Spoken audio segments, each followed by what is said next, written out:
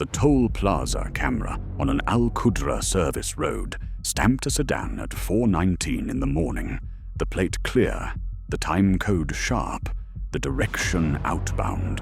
62 days earlier, a border e-gate at DXB had logged Lena Borkowska into the city with a fresh entry permit, her airline passenger name, record, showing a fashion itinerary, and a sponsor address on Sheikh Zayed Road.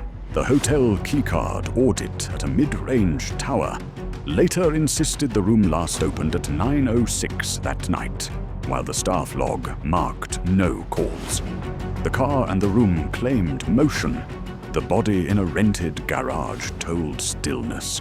Who controlled those doors and clocks? And how did that control become a weapon? Stay with this to learn what to watch for, and share it with someone who is about to chase a promise abroad. With someone who in Gdansk the winter had pressed salt into the streets and into Adam Kroll's lungs. He drove the night shift and learned a map without beauty, counting fares by the smell of wet coats and takeaway. On a small table, he and Lena had kept a bowl of coins for a trip they would one day make. It filled and emptied with the rhythm of rent and repairs, never quite enough. They were good at waiting until waiting felt like failure. The message that moved everything arrived with the lighting of cafe windows near the old shipyards. Lena had stood in a borrowed studio with a white backdrop and a rented lens. A woman with a clipped accent said she had contacts in Dubai's luxury event scene. The woman spoke about brand dinners, soft launches, after-parties. Brand dinners. She did not speak about rates in detail, only market and package. The agency's site had glossy shoots with no credits, testimonials without surnames, and a contact number that always called back. The mask they wore was a careful theater of access. There were photos of suites with skyline views and a driver in a crisp polo. There were glimpses of polo matches, not the sport itself, but the grounds and the ropes and the people who could stand near the ropes. The Instagram grid that scrolled before Adam's thumb showed yachts and a private box at a race course and a desert picnic with silver cups. None said who paid, only that someone did. Lena's pressure point was time did. She was 24, with a portfolio that looked younger. The local castings kept asking for a look she did not have. The out-of-town trips had costs that ate the day's pay. The agency pitch solved the pressure. A single sponsor would handle accommodation, transport, and work permissions. Entry permit by express processing. Driver on arrival. Hotel on Sheikh Zayed Road for the first week, then an apartment in Business Bay, shared with 2 other models. A handler named Karim would text the details once the flight was confirmed. The first witness object laid itself down in their lives when the airline passenger name record was created. Adam watched as the booking code turned from request to ticketed. Booking code. He did not know the code, but he learned the feeling of seeing it in Lena's eyes. The itinerary had a late-night departure from Warsaw and a morning arrival. The baggage rule seemed generous. The seat map looked half full. The email showed a sponsor address that matched the agency's site. In the small hours, he offered to drive her to Warsaw to save on the train. She said yes, and then went quiet. This was their choreography. A kindness heavy with loss. On the day of departure, he watched her at the departures board in Chopin Airport. The letters flipped, and the city name held. Then the gate posted. The board, impersonal and absolute, claimed her. At the counter, a staffer tapped a keyboard and asked if she had a return ticket. She showed an email that said the sponsor would arrange one after onboarding. The staffer nodded without interest. That indifference gave the plan its sheen of normal. The mask strengthened upon arrival. Karim's driver met her with a printed placard and a narrow smile. The car had chilled water and a phone charger tied with a rubber band. The driver spoke about the heat and the traffic fines and the cameras at every junction. He placed her luggage in a lobby that smelled of lemon cleaner and new carpet. The hotel front desk asked for a passport and a card for incidentals. The agency had advised her to put the room under the sponsor rate. She did as told. The first quiet red flag arrived like a favor. The hotel asked to hold her passport for the evening, while a PRO processed the entry permit to a resident status. The word PRO sounded official, a public relations officer in another context, but here a fixer who navigated government counters. She messaged Adam that night with a skyline photo. The river of headlights below promised movement to anywhere. What stood between Lena and harm was shallow. A man who loved her, a bowl of coins that could not buy leverage, and an instinct that had learned to ignore the wrong kind of attention in favor of the attention that might change a life. The agency's mask kept offering small proofs: an event badge with her name laminated, a shot list with a brand watermark, a calendar invite for a welcome dinner in a private room. Each proof asked for a small surrender. On the 7th day in the city, she went to the agency's office to sign what they called a talent engagement. The pages looked official. They invoked a sponsor company with a name that matched nothing on her search engine, but sounded plausible. Gulf Events Circle. They cited a clause on confidentiality and another on termination fees. There was a signature line for a local representative. She signed where a finger pointed. Adam read a scanned copy that night on his phone. He did not know that the clause about termination fees would later be a cage made of spreadsheets and threats. The binding commitment landed quietly. At a glass desk in that office, Lena slid her passport across to the PRO for final stamping. The PRO placed it in a transparent folder, tucked it into a messenger bag, and said the process would be fast. The agency sent a calendar invite to confirm onboarding complete. The invite marked a new status in a system she could not see. Adam typed a message that he hoped would not sound like fear. The flight back remained unwritten. She walked into a future where doors recognized other people's names. A sponsor took her passport for processing and sent a calendar invite that confirmed onboarding complete. The exit door home now required their permission. The exit commitment in this world is measured in cords handed over and time tied to other people's schedules. Lena's first full week under Gulf Events Circle looked like success on her feed. A ride to an opening in DIFC, a rooftop with a river of tail lights below, a rehearsal in a ballroom where the air hummed. She tagged locations and added measured captions because the agency suggested consistency. It made the work look steady and the sponsor look real. Beneath the images, systems took shape. A shared calendar populated with brand dinner, casting, fitting, and private. The invites listed a handler, a check-in location, and a dress code. The finance chain arrived by email, an invoice template pre-filled with her name, and a sponsor company in Sharjah. It asked her to submit after each engagement and promised settlement inside 14 days. It also asked her to confirm a local bank account for smoother payments. She did not have one and did not want to open one. The handler suggested a friend's account or a prepaid card.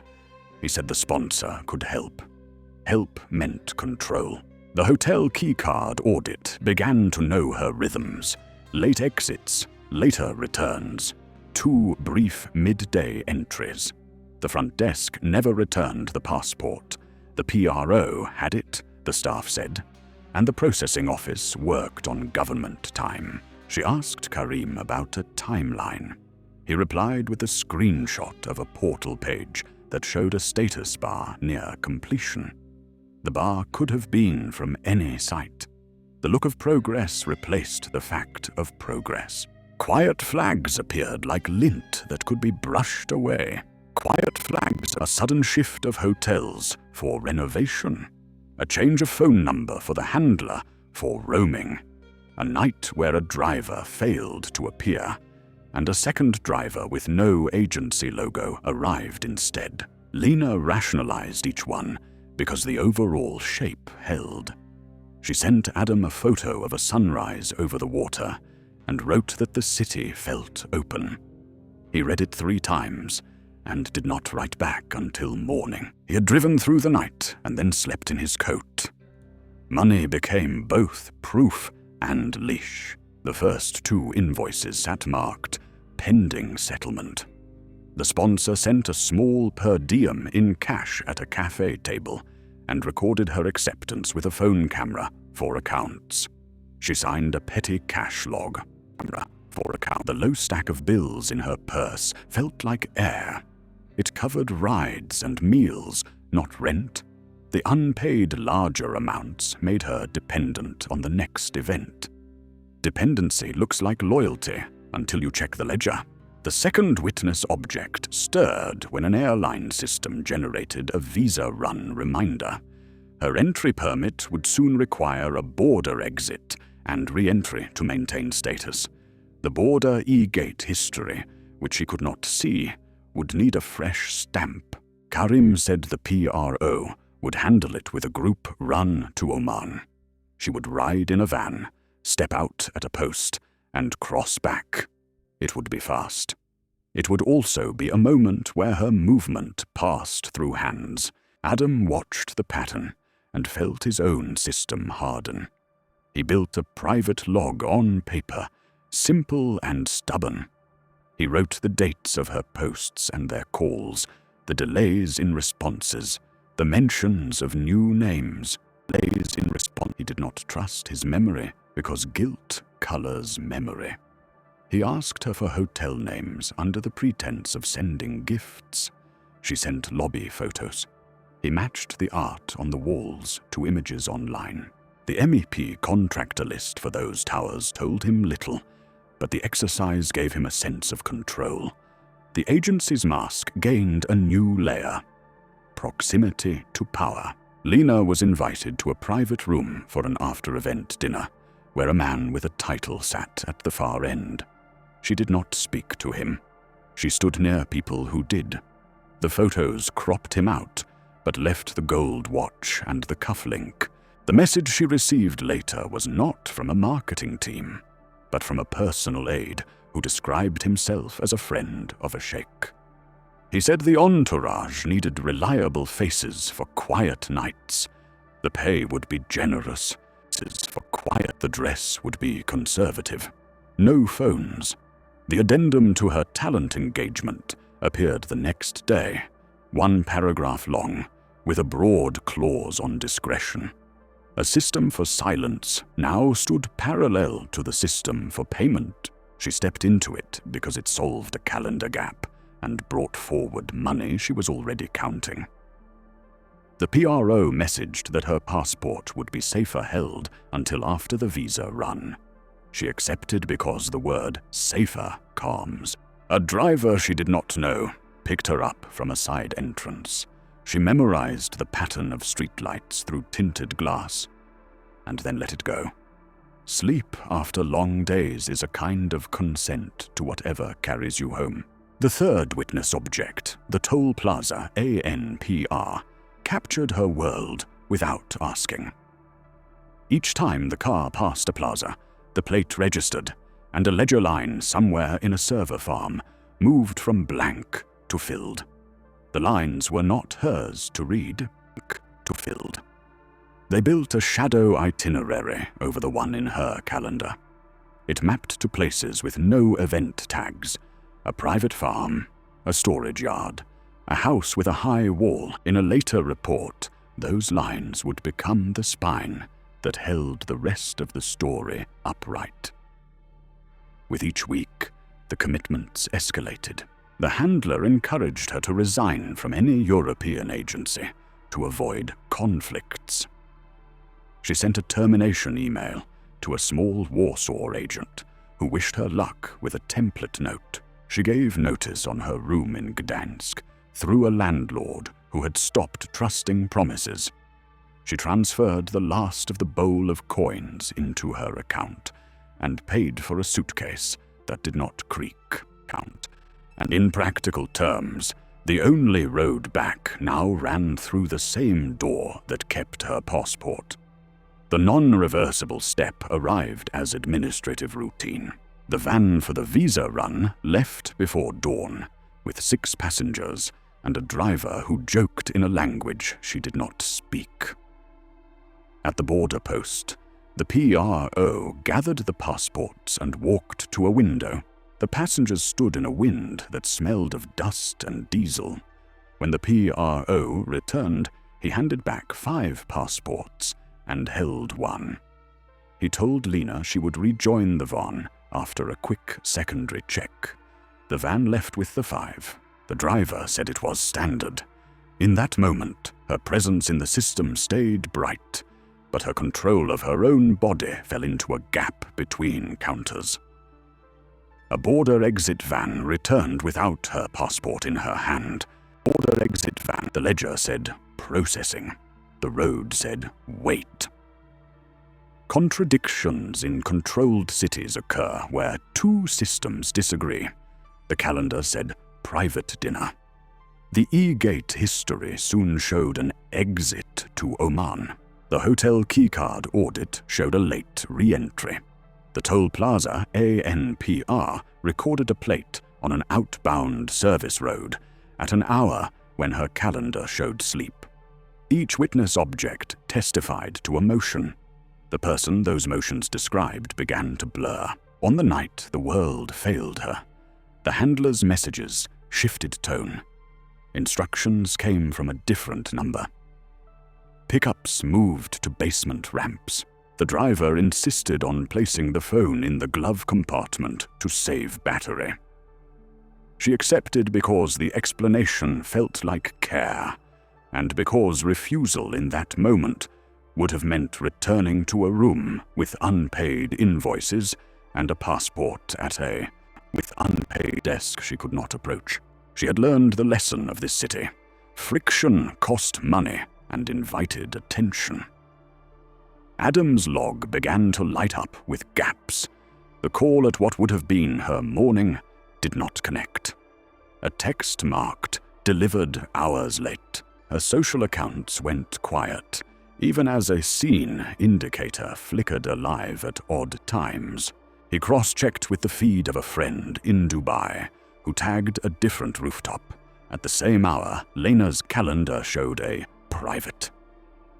The sense of things not aligning grows like a low fever. He wrote times on a sheet and drew arrows. He wrote, ask about PRO again. The next afternoon, a bank alert hit his phone. It was a 2-step notification that a small transfer had been attempted from Lena's European account to a prepaid card issued in the Gulf. The note said, verification pending. He called the bank and sat through the music. He knew he was not on the account, and that they would say nothing. He tried anyway. The bank confirmed only that a new device had accessed online banking from an unfamiliar region. He wrote, device change, in his log. The bank alert timeline would later become one of 3 timestamps that could not be argued away. The agency's cover story arrived by voice note relayed through text. It said Lena had taken a short break with friends along the coast after an intense week. It said her phone was being repaired. It said she was fine and happy. Was being repaired. At the same time, a portal that tracked entry permits showed her status under review, a phrase that can mean anything The contradiction tightened when a friend in the same hotel swiped her keycard for Lena's room at 9:06 and found no answer, while the audit showed the door had already opened once that evening. The border e-gate history provided a cruel beat. It indicated an exit recorded late that night, a clean line of data suggesting she left the country as part of a visa cycle. The video frame from that gate, later obtained by a unit Adam would not meet, showed a woman in a hood with a mask pulled high, led by a staffer, head down, pace hurried. Without a close-up, the frame asked for trust in alignment. A close-up. But the idea that data equaled truth began to crack. Leverage declared itself in plain contract language. The termination fee clause moved from ink to threat. An email on letterhead with a Sharjah address demanded payment for early exit from the engagement if she did not report to the next booking. The number quoted would absorb her savings and more. It promised escalation to authorities for breach that would place her on a list. Immigration status, once a convenience, now hung like a hook. The weld between law and business is where people are pinned. Confinement in such cases can be physical, but more often it is bureaucratic. Without a passport, without settled invoices, without a local advocate, she had to comply with handlers who controlled her time. The calendar lost its gaps and became a single streak of grey. Adam messaged her with a practical ask, the hotel name for a delivery he pretended to have already ordered. No reply came. He sent a second message that spoke of a family emergency. A reply came hours later from a different tone, brief and oddly formal, saying she was away from the city and not to worry. The sudden formality read like a stranger wearing her shoes. The fourth witness object, a CCTV frame from a storage yard entrance, placed the plate seen on the toll plaza camera near a low concrete block with a corrugated door. The timestamp lived seconds after the frontier, where her e-gate exit claimed she had left the country.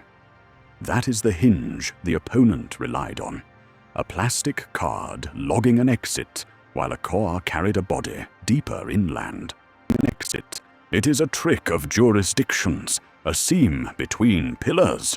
Where the system sees a departure, the ground hides a stay. The real break event announced itself not in data, but in silence. The friend in the hotel reported that Lena's suitcase, once near the bed, was gone. But a charger remained in the wall. The hotel said the PRO had moved her to an apartment. The agency said she had asked for privacy. The driver said he did not know her schedule. The line between concern and panic is thin. Adam crossed it and began calling numbers until one blocked him. He then did the thing that changed his position in the story. He wrote down the plate from a video in a story post and searched for other posts from the same event, looking for the car as if it were a person. The same event. He found the plate again in the background of a clip from a staffer who filmed a loading dock. That clip had a clock on the wall. It disagreed with the handler's timeline by nearly an hour. He drew a bracket on his paper around that hour. He called a cousin who knew about exports and asked about toll plaza records and how long they are kept. The cousin, who had chased a debt across borders once and learned what doors would open, told him that certain records are accessible to certain companies for billing disputes.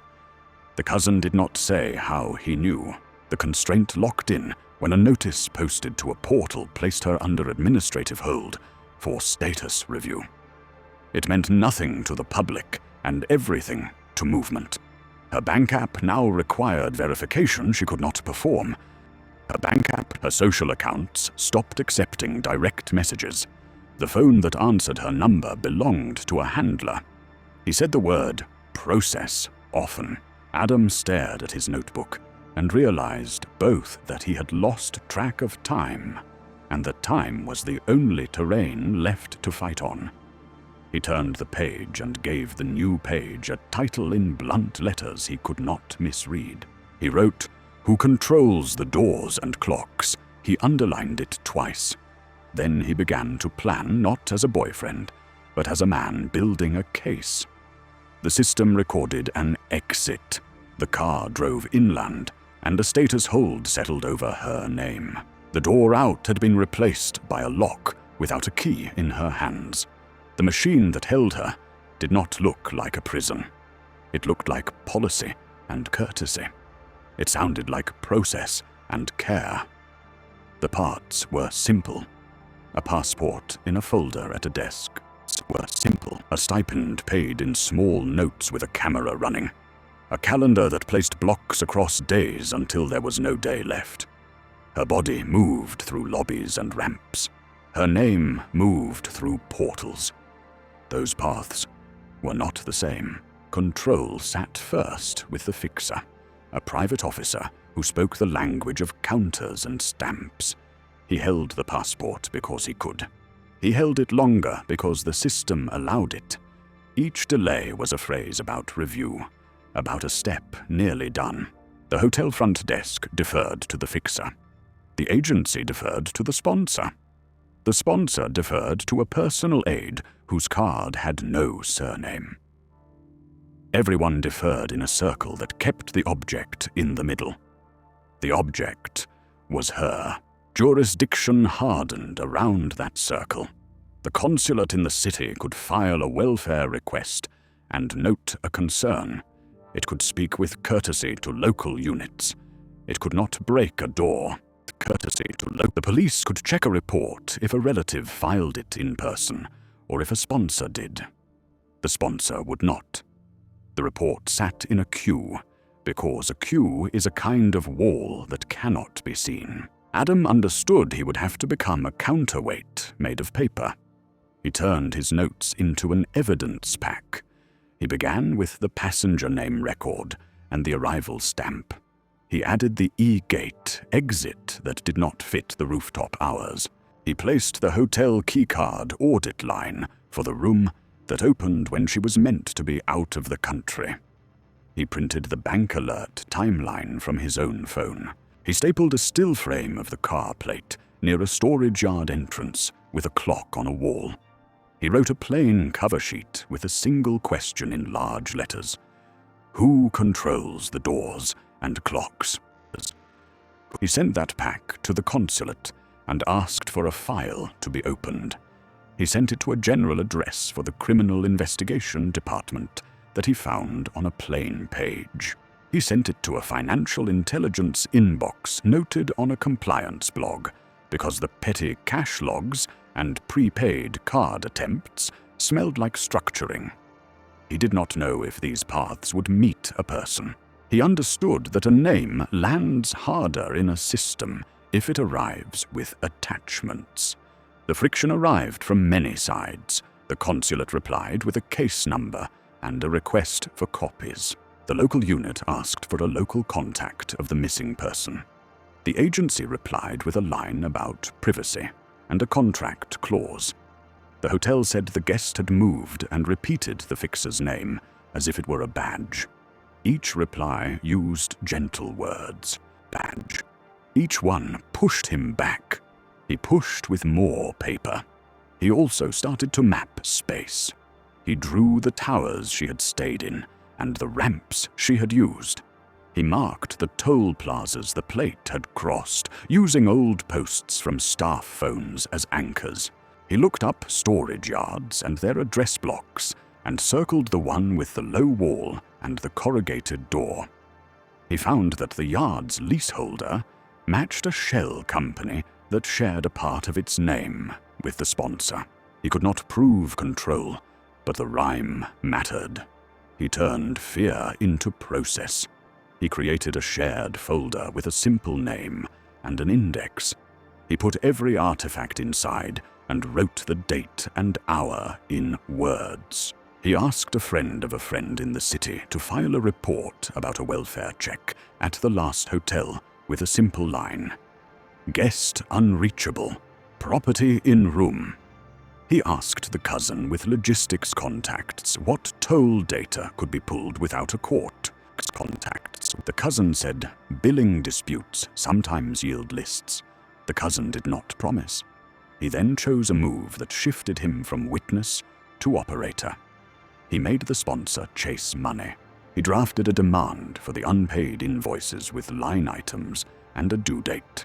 He sent it in tone of routine, not rage. He copied an address that belonged to the personal aide who liked short messages and fast visits. The demand did not ask about a person. It asked about a sum. Sums are easier to talk about. Sums draw people out. The reply was quick and non-committal. A settlement in cash could be discussed. A meeting could be arranged in a lobby near the business towers. A handler would attend. There would be no admissions and no paper beyond a receipt. The shape of the reply told Adam the lane he could use. He took the offer and wrote to the consulate and the local unit that a contact with a handler would happen at a place where cameras cut clean frames. He noted the day and the hour in words. He included the plate number and the face from the still frame. He asked for eyes in the lobby and legal cover for what might follow. Jurisdiction began to bend.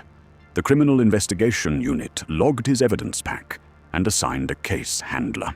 The Financial Unit flagged the prepaid card issuer with a request to hold funds linked to the sponsor shells. The Border Office was asked to reconcile the E-Gate exit with hotel presence. A request for a search at the storage yard was drafted as a contingency, tied to probable cause that could be met by an admission or an object. The plan took a plain shape. A courier would act as the collector for the settlement. A simple receipt pad would be the pretext. The cash envelope would carry a small tag inside its lining, placed there by the courier company's security team as part of routine loss prevention. The handoff would happen in a corner where a ceiling camera made a clear angle. If the handler spoke, the lines expected of a person closing a debt for work done by someone absent, a unit member would approach and ask for identification. That approach would not rely on force. It would rely on a name written on a receipt and a face seen on a camera. Adam did not like that the plan used money as bait. He did not like that he had to sit far from a place where he could not act. He accepted it because he had learned that this city pays attention when money moves and grows deaf when people without money ask for help. He kept one choice for himself. He set a checkpoint word with the consulate officer handling his file. Point word. If a message arrived with that word, he would know the plan had turned from wait to move. On the evening before the meet, a line of text arrived from a number he did not know. It offered a new pickup time and a new lobby. He forwarded it to the case handler. The handler replied with a single word typed without ornament. Adjusted. Adam closed the folder and placed his notes beside it. He lay awake with his eyes open and counted his breath. Outside his window, the ships in the roadstead blinked as they always did. In the morning, he would cede his need to act to a system that had finally raised its head. The plan now had a place, a time, a word, and a set of eyes. The next move would not be his to make. The lobby in the business towers was bright and cold. The floor was stone and kept clean to a mirror sheen. The cameras watched the lifts and the seating and the glass doors. Watched the lift. People moved with the measured pace of those who have practiced moving through such spaces. A courier with a small bag and a receipt pad sat with a neutral posture. Time became thick. An evidence chain had been built to make any small motion mean something. At the top were the bank alerts that showed a new device accessing her account in the city she could not leave. Only a person with her numbers could pass those gates. Only a person near the handlers would know those numbers at the right hour. Beneath that sat the toll camera line that put the plate leaving a road toward the storage yard at an hour when her calendar showed rest. The hour on the wall clock in the yard's staff video matched the time code in the toll ledger. Staff video. A step lower sat the hotel keycard audit that insisted the room opened with a dead phone on a night her e-gate file said she had exited the country. Each artifact was a point that mapped to a person. Together they formed a route. The units that prepared the sting kept their language tight. The criminal investigation team held the lobby. The financial unit watched for a cash deposit to follow. The border staff waited for a call to reconcile electronic movement with human presence. Sharjah police were notified about the storage yard, but would only move when the probable cause crossed a line. The consulate officer sat near a phone with a paper list of names and numbers. No one called it a trap. No one called it a meeting. It was simply a handoff. One called it, and the handler entered with a practiced sway, a way of carrying a body that says it belongs in lobbies. He wore a shirt with a small mark at the cuff that matched another still frame in the file. His face had the bland calm of a man who likes to be between orders and compliance. He carried a thin envelope. He sat without hurry and placed the envelope on the table. The courier opened the receipt pad and turned it in a way that asked for a name. The handler wrote a name that was not his, the name of a sponsor shell. The camera above the table collected the image of the pen on the line. A unit member approached as if asking for directions. A badge rested in a palm. A request for identification passed between beings made of posture and gesture and silence. The handler had options, but none that worked well. The handler, he offered a card with a logo. He also offered an employee tag with the same shell name. He did not offer the name seen in internal messages or the number that had sent Lena to basement ramps. The unit member asked him to step toward the side. He did. People who work in lobbies have learned to move to the side when asked. The envelope was opened by gloved hands. Inside was cash in small denominations and a petty cash chit with a date earlier than the hour. The small tag in the lining of the courier bag chirped in a receiver across the room. The code word, agreed in advance and simple, moved from a phone to a desk. The consulate officer read the word and wrote a mark on a sheet that only he would ever see. The clock that ran for Adam began to tick. The handler's phone unlocked in a box that mirrored screens for the unit with a lawful order. Box that mirrored the screen held messages with drivers and with the fixer. It held a set of gate codes for a yard off a service road north of the towers. It held a photo of a corrugated door with a smudge near the latch and a date that matched a late night when the toll ledger had marked the outbound pass. The phone also held a short clip taken in a lobby mirror where a woman's shoulder and hair showed for a heartbeat. The unit froze the clip and printed the frame as evidence of presence near a place of control. The financial unit pressed a hold on a prepaid card connected to the shell that had tried to take small sums from her account. A complaint file began to take shape with words about fraud and coercion. With words, the border staff opened an internal reconciliation screen and placed a note that the E-gate exit would need review against hotel records.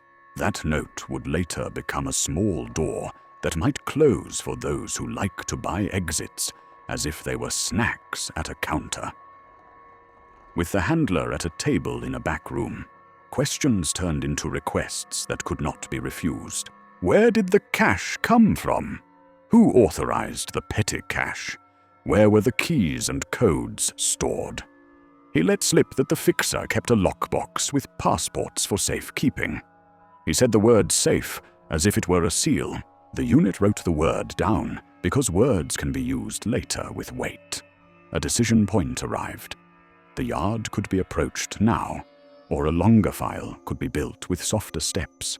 The unit chose to move, could be built with soft. The risk of delay outweighed the gain of a perfect package.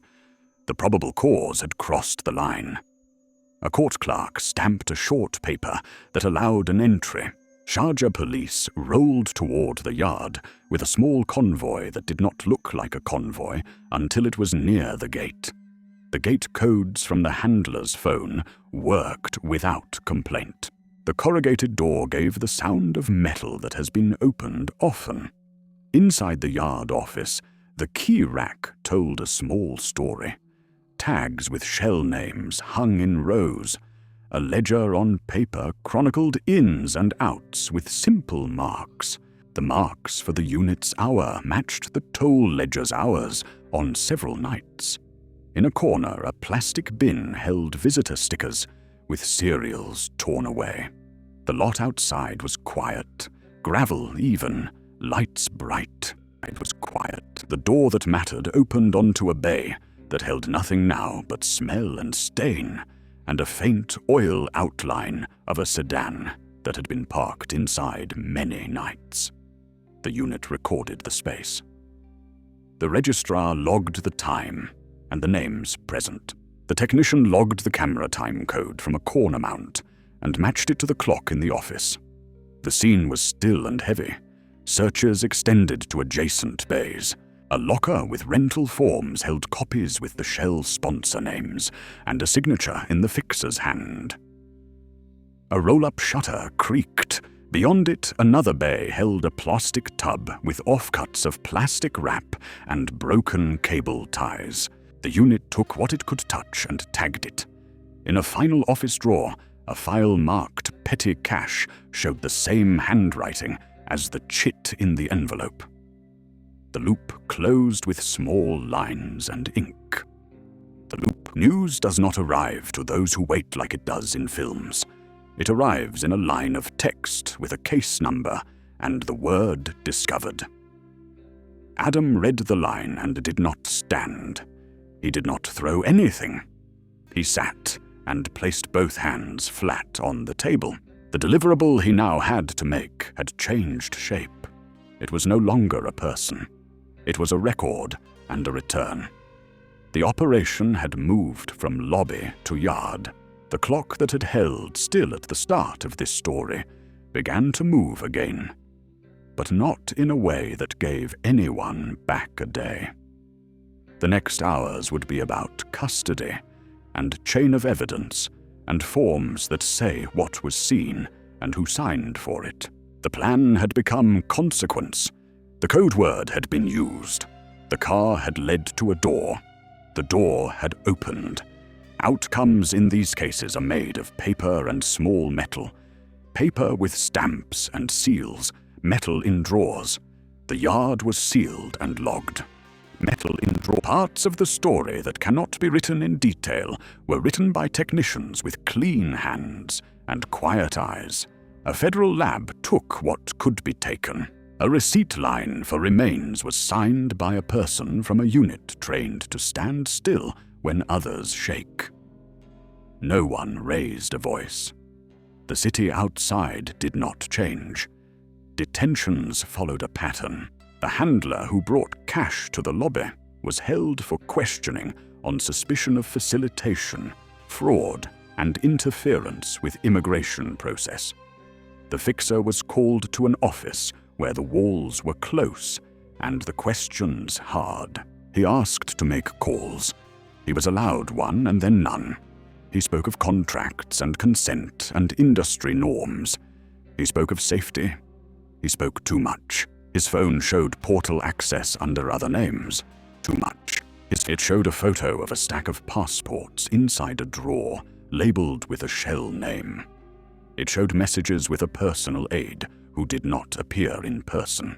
The driver whose plate had become a line in a ledger was found and stood beside the sedan, that had carried a life to a place used for storage. He said little. The car carried a faint line of dust that matched the yard in a pattern that a technician recognized. The hotel front desk manager produced a folder with a keycard audit that had been edited, the original lines still present beneath lighter print. A staffer confessed to a favor for a regular who liked his privacy. The favor had a price each time. The cash ledger in the office told that story in small numbers that added up to control. Accounts linked to sponsor shells were frozen by a request that traveled from the financial unit to banks and prepaid issuers. The amounts were not large on paper, but each small line attached to a person with a task. The personal aide did not come to an office. Messages from his number stopped. A legal representative appeared with a tone that suggested the upper air of the city. He said his client was away and willing to assist. He did not deny knowledge. He did not admit control. He spoke of rogue staff and misread systems. He used the word unfortunate many times. The room did not change shape. The central question was answered, not by one sentence, but by the shape of the evidence. Who controlled the doors and clocks? The network did. The sponsor circle used a fixer with access to visa portals to hold a passport and to cause an electronic exit that did not match a body. It used relationships with hotel staff to edit keycard trails and normalize a guest's absence. It used private drivers to control movement off the grid and into spaces owned by shells. It used petty cash and prepaid cards to move small sums that made people choose silence. It used the aura of a name and the fear of a breach fee to bend a person's will. That mechanism turned lethal when a problem rose that money could not hide. A person who wanted to leave while invoices remained unpaid, and a contract could be waived at a desk. The answer to how control became a weapon lies in that gap between door logs and flesh, where a system can be told a person has gone while a body has not. The arrests did not climb beyond the middle. The handler faced charges and a likely sentence to the middle. The fixer faced charges and a long ban from the work he had made his name on. The driver faced charges that would take his license and more. The hotel staffer signed a statement and left through a back door with a face that had learned what fear costs. The personal aide remained a shape without edges. The shell companies began to dissolve on paper. Others would appear with other names. The entourage that had enjoyed the quiet rooms moved to new rooms. Power often flows around obstacles unless the whole channel is reshaped. This time, only a bend was made. There were gains. The border office wrote an internal advisory that exit records could not stand alone without a human check where a welfare note was filed.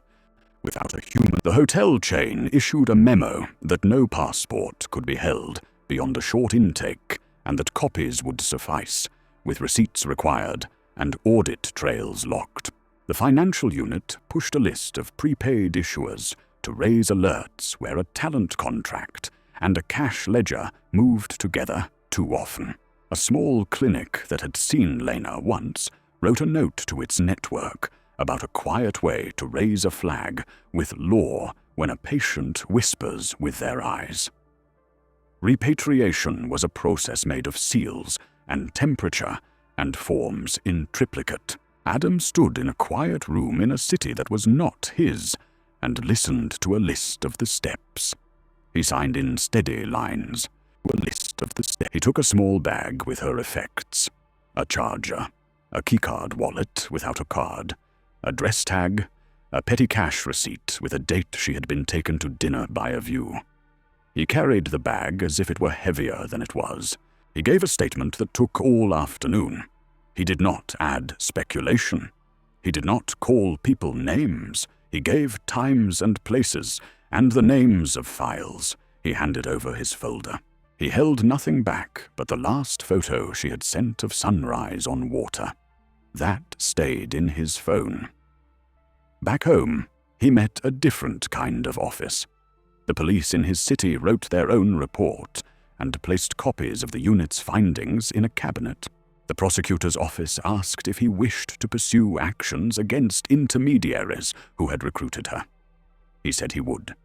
A charity that helps people who travel for work built a page that mirrored his evidence pack without names, a page that listed steps others could take before boarding. Make and keep a copy of the passport outside the sponsor's reach. Share live location with a person who will notice gaps. Register with a consulate upon arrival. Open no local account without a second signatory. Ask for receipts every time and store them twice.